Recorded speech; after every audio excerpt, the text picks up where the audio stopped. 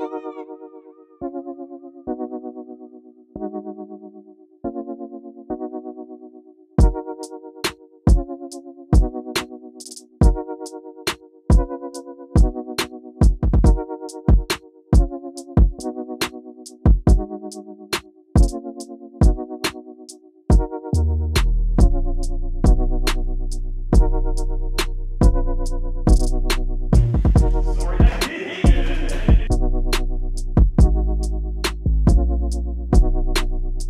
guys, how's it going? This is Fabrizio with Artista and today we are interviewing Sofia Malisheva. Sofia is an international attorney from Russia. Yeah. And she works with startups and businesses on business development and intellectual property. How's it going? Good, how are you? Good, I'm great. Thank you for the introduction. Yeah. Over the past 3-4 years, I've been working with a lot of startups, helping them to come up with the strategy, how to enter the market, how to outweigh the competitors, what are the resources that they have. Sometimes they don't even know that they have those resources, but if they think ahead, they can find out that they have much more resources and they can protect these resources and grow them and utilize them. So that's kind of what I'm working on. Okay, got it. So they'll have an idea, they'll have a concept, and you'll just go in there with your mind and just think of more resources, more ideas where they can start profiting from getting into the market with, right? I don't think instead of them, but I think with them. With them, okay. So they have the idea, they have the vision. I'm just coming in and saying, okay, you have a great idea. I think this part of your idea, I don't think we can protect it and make it strong, like protect through patents or trademarks or trade secrets or copyrights. But other parts of your idea can be protected. What does it mean? It means that anyone else will be excluded from using the same concept or device or something, whatever you created. Patents. And I'm also guiding them, okay, think ahead. What is the direction are you taking? Do you think down the road you would be interested to upsell, to take over some other markets? For example, you start a coffee shop, do you want to upsell t-shirts in your coffee shop, right?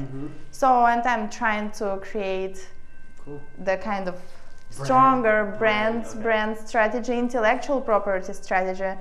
So when the company grows, they have better protection, and also if they want to go public or if they want to get bought out, they would have a better valuation.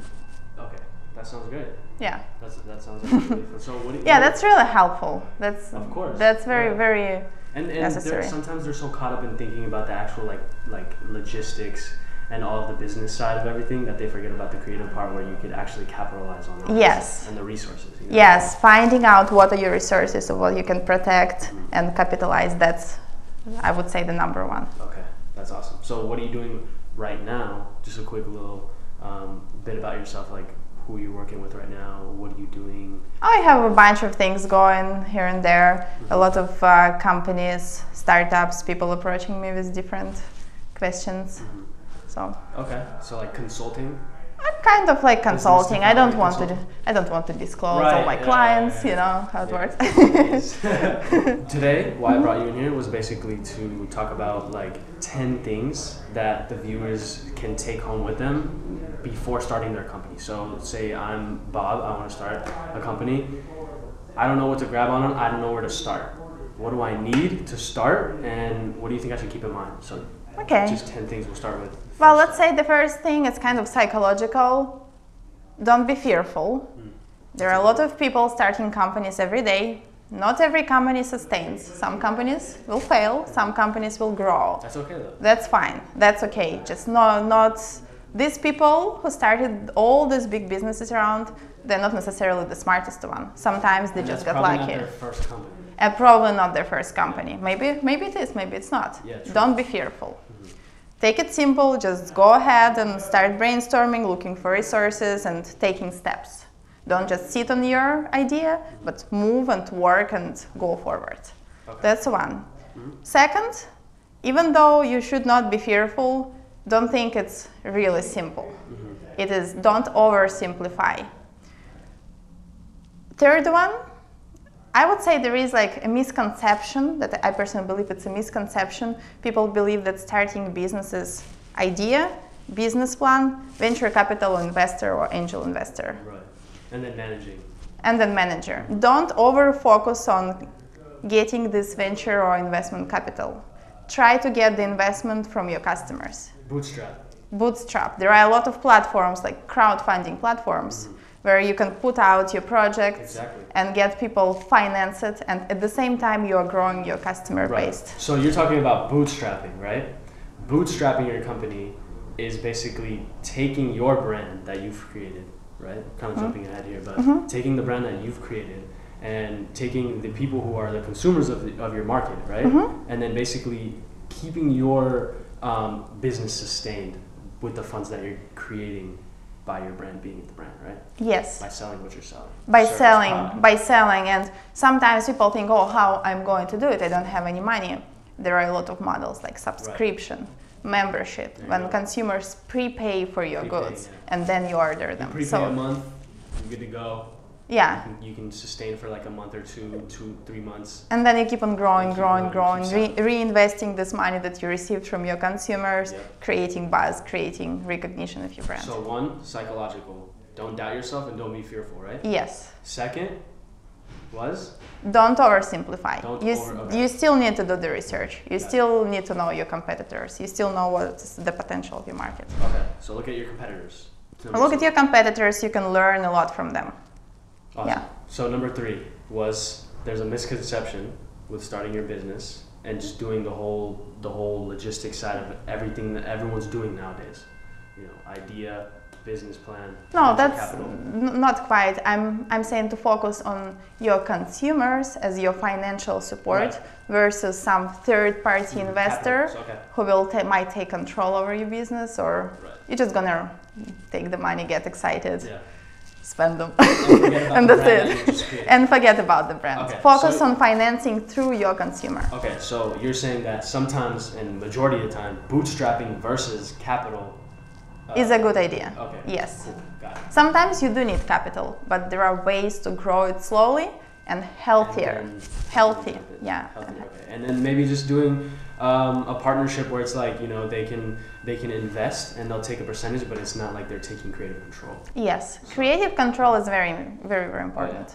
Okay, so you know that for sure as a creative person. Of course, yeah. And I mean, it's different though, because with us, we're doing videos, so Fabrizio, just to let you know, Fabrizio has his own creative company. He does video production, he does commercials. He started on his own, didn't have much, and he's growing now. Yeah, keep going. Every day, just stay busy, keep doing something for the brand. So maybe he will give some tips too. Number 4, right? We're going 3. Okay. You got 3. Number 4. So basically now we're jumping into, first we're starting with the idea, right? And what do you do after that idea? Number 4, can we talk about like the actual physical things that they need? Business name, business license, domain, you know, come up with it depends. It depends on what is your business, right? Sometimes you create everything in-house, sometimes you outsource and keep just a very small part of your business. It really depends on what type of business it is, but yeah, for sure, every business right now needs internet presence. Absolutely. The physical location. Platforms are good for you? It's not just about platforms, making sure, make sure that whatever name you created for your business, you have the website domain available. Yeah. Cool. Like, because sometimes, in many cases, it's taking. You have to buy it make an offer. Social media presence, Facebook, Instagram. Just think where your consumer is, what type of platform your consumer is using. Maybe it's Twitter, maybe it's Snapchat. Just think about your social media and online presence, so you can start developing something with a very little resource, because internet presence doesn't take so much resource. Yeah, and also not a lot of capital too, because starting an Instagram and starting your brand is free, you know? Well, when we talk about high-level marketing campaigns, you do pay for your customers. But getting people to know your brand and what you do. Sometimes you need zero, just zero money. Exactly. You can just take a picture of something that you do or something that you're selling, put it on Instagram, you know, hashtag your market. 300 hashtags. Exactly, yeah. So people can find it. I mean, we're all guilty of that, right? Like, because people actually do look at hashtags sometimes, so they'll kind of find your picture and be like, oh, cool, you sell this or you do this, DM, you know, email. So it all jumps in through that platform. Yes. So So before any other formality, like before incorporating or do anything, you just can start on. You can start online, you can start on social media and start putting your products out and let people know what are you working on. Got it. And then what do you think they need after that? After they've got the domain, right? They check GoDaddy, you know, entertainment.com is not taken, they bought it, right? Now they have the name. They might start already doing social media. What do you need next? A logo? I would think that they need to think about branding. Yes, create name, logo, in general brand presence, the look, the feel, because there are a lot of products out there. In many cases, the same products, they just have different look and feel. Right. And people buy things just because they feel they have this inclined towards one brand or another. They want to associate They want to associate themselves with certain culture, certain brand. So think what your consumer would want to associate with. Right. I'm just thinking right now about like street brand wear. You know, someone like a clothes designer. Probably, you know, I mean, no, it's true. Like a consumer will probably want to buy someone who's more established and a lot of people know. Whereas like something that's starting and no one else knows about it. Well, sometimes people want to support something that starts out if it's new and fresh and different. And but it looks good though. Yeah. If it looks like, you know. Yeah, I mean, the product needs to be good. Yeah, exactly. So if you're planning to selling something just for the sake of selling and you don't care about the essence of your product, the quality, I don't know if it's such a good idea. Yeah. Okay, so now we got social media platforms, establishing the brand. What do you think they need? Here, at this moment, I think you need to start thinking about intellectual property. Cool. Like, it's a complicated word, but it's not that complicated. It's protecting your name, protecting your logo, making sure that no one else uses the same name, and planning ahead. Or, very important thing, if you created something different, unique, and you think there is a value in this uniqueness and other people don't have the same, I don't know, innovation, device, program, whatever it is, try to make sure you protect this innovation. That down the road it can legally protect. I'm talking about legal rights. Okay, legal rights. So copyrighted material. Copyrighted, trademarks filed. Material from Sophia. Trademarks filed, design or utility patents filed. If you cannot protect it through any of this means, you sometimes still can protect it as a trade secret. Okay. For example, many restaurants or like beverage companies, they protect the recipe through trade secret. What does it mean? You create the non-disclosure environment. Got it, okay. So someone else that might partner up with your restaurant, and they want to also... You keep it as a secret, you give a very limited access only to qualified employees. You make sure that these employees won't go out and tell because they sign an agreement with you.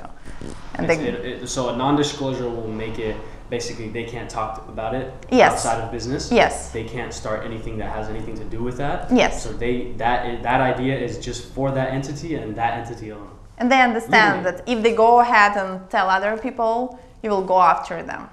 They will damage your business, you'll go after them. Okay. Yeah. So now we have 5, right? Yeah. So everything. 6. Right now it's 6, right? Okay, well. I kind of, I think this one is 6. Yeah, okay. We're going to talk about the 6th one. So this is basically, now we're doing a number 6, right? And now everything in the business is now protected. So now we have all what it looks like creatively. We have the name protected legally through copyrights, trademarks, whatever else you have. Awesome. So everything is protected. Everything is done. We've done all the creative stuff. What it looks like, what it is, the business plan. Now it's a hub. Where do you go from there? How do you reach the market? Well, for that you need to have a number of ideas and plans. I would say, be ready. Plan. Be ready that you plan again. Plan A that you created, how you're gonna take over this market with your great idea, will probably not gonna work. Okay, so plan A. Especially if it's your very first startup and you've never done that before and you're not that familiar. Yeah, it's a growing process, it's a learning process. It's a learning process. Yeah. So just don't freak out. Be ready, plan A might not work. Plan B might not work too. Sometimes plan C not gonna work either. Plan E won't work either, plan D, like the plans might not work. When they do work, like, I think like, how would you test that though? Would you test it on social media? Would you test it on Facebook? Would you test it online, marketing? How are you going to test your plan A? Like, what is plan A? Well, right? It's not real testing. It's actually going and starting doing things for your business. For example, you want to sell something and you start selling it through your website or through Facebook, and you realize it's not working. Or it's not selling enough. It's not selling enough. Just come back and think why it's not working. Or there is a new competitor that you didn't discover. Or there is something else. There is always something else. Right. Don't freak out. Try to think why this particular plan is not working. What can be changed? What can be tested? Do not hesitate. Go out and ask people. Ask professionals. Okay. Collaborate.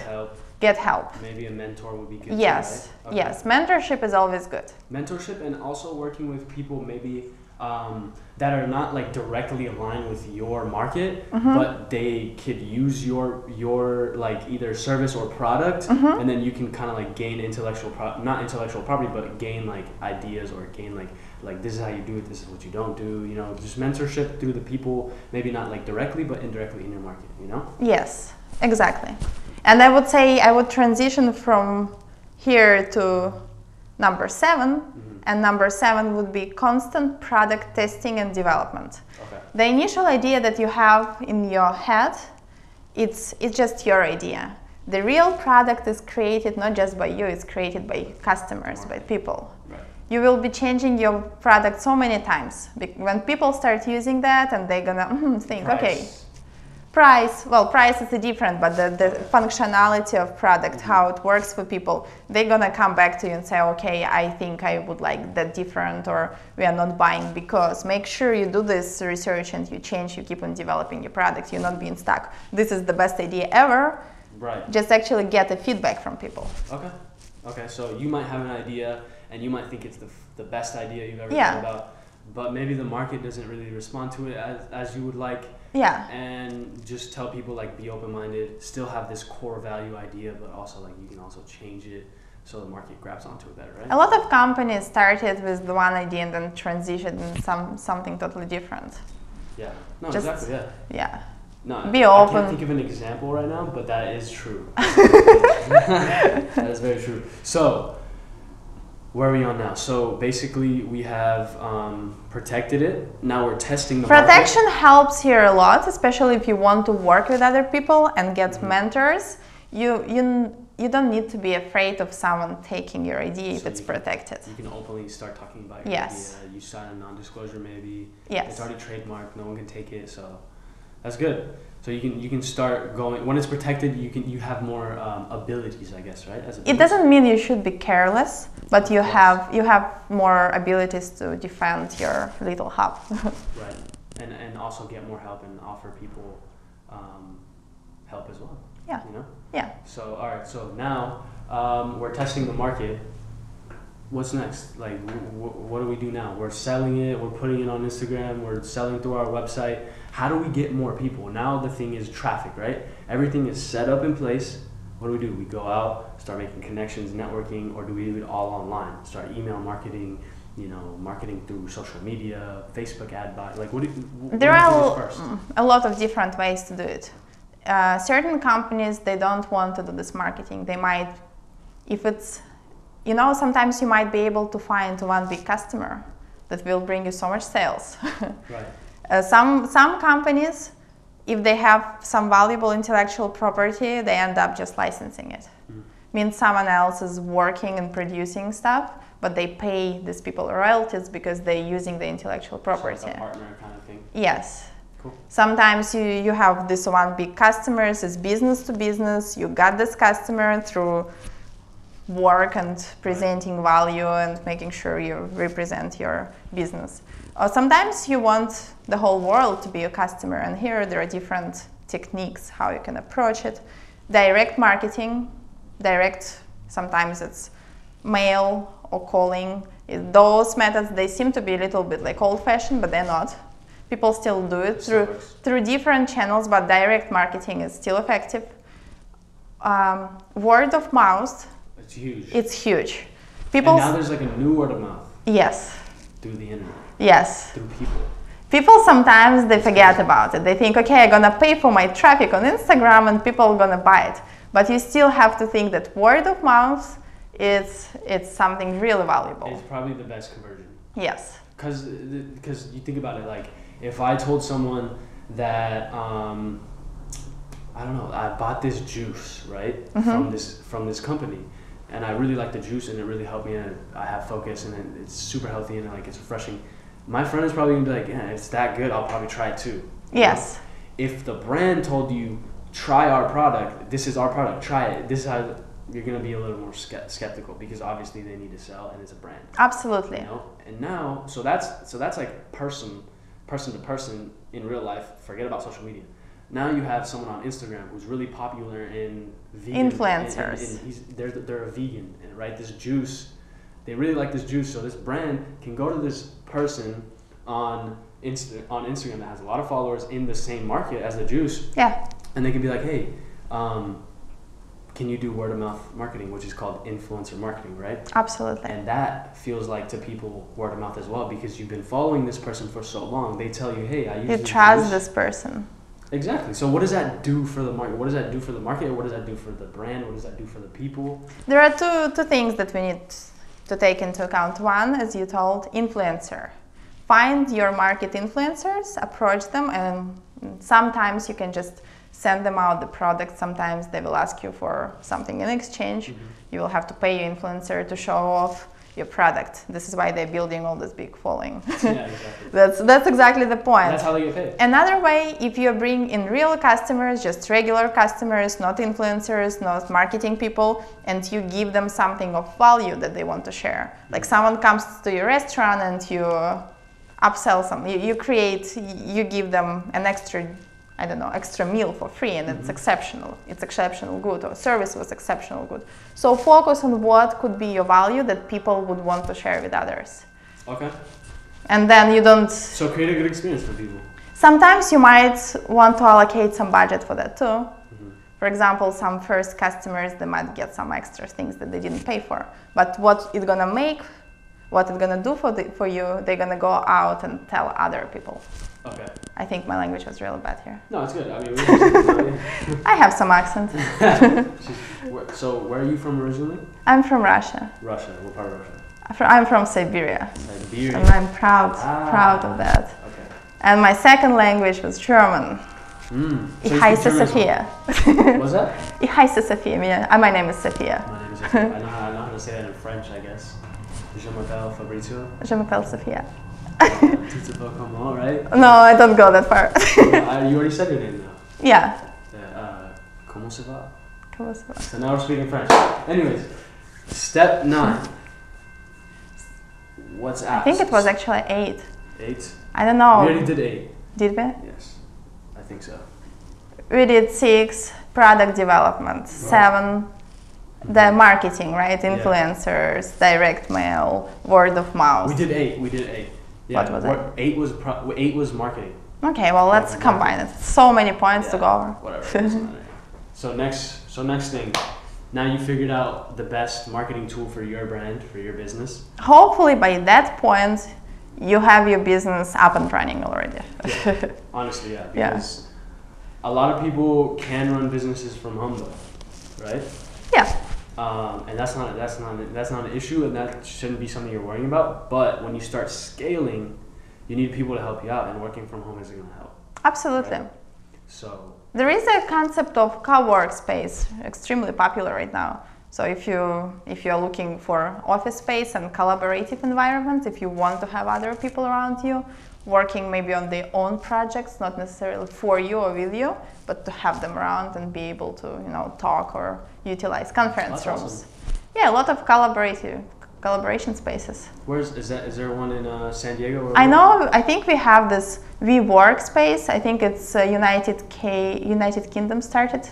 Really? Yeah, concept. Here in San Diego? Yeah, I believe so. I think they're, and we have some co-workspace in downtown on B Street. B Street? Yeah. Okay, that's awesome. So, I mean, maybe we'll get more information. And I think we're getting more and more. Of course, because it's a huge environment. Younger people are starting to recognize, okay, it's the 21st century. We're in the information age.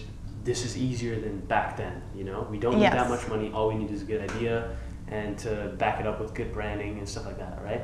Good marketing.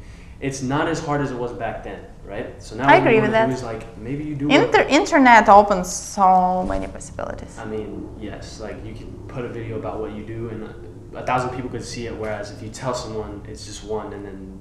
But at the same time, I would say that the challenge right now, because there are so many people trying to use this open space, internet, online space, there is a lot of pollution. That's the good word. I was trying to remember the word from my business administration school. Yeah. There is a word for it, but pollution is a good one. Yeah. There is a lot of pollution. What's another word that would be? Not trash, when but it's like it's dense. Like there's too much. It's like there is too much buzz. Everyone wants to create buzz. How do you differentiate yourself? How you get the market's polluted. Polluted. Yeah, I like this word. Yes. Yeah. Environment is polluted. Market is polluted. Yeah. That's a fair description. Yeah. So now we've gotten through the whole steps of creating the business. Now we're starting to market. People are starting to buy our product. I just want to make sure that steps we are talking about, it's very simplified and abstract. Of course, in general. It's just main points that we want to address and we think are important. Yeah. Personally, I think like people have asked me like, yo, like how do you start your own thing? Like where do you start? I don't know what to do, like, you know? So nowadays people start with Instagram or Facebook and they create their own thing and put it on there. Not knowing that, you know, that's kind of like you're not in the legal stages yet. You can't really start making profit yet because you're not really a company, you know? You're just a Facebook page. I would like, it's a good point. I would like to add something to that. Yeah. The first thought should be, what is the value? The value. Like people open this Facebook and Instagram pages here and there, and sometimes I have a feeling they don't really ask themselves, what is the value I provide? Mm-hmm. What is that I'm putting out there? Yeah, exactly. If someone asks me, okay, what can you do for me? What is my answer? Or what can your product do for you? What is your idea for me? So know your niche. Know first your value proposition, and then it comes into a niche. Okay, cool. So value proposition would be like, you know, where we do videos for companies and we create content for them. What would be our value proposition? Example,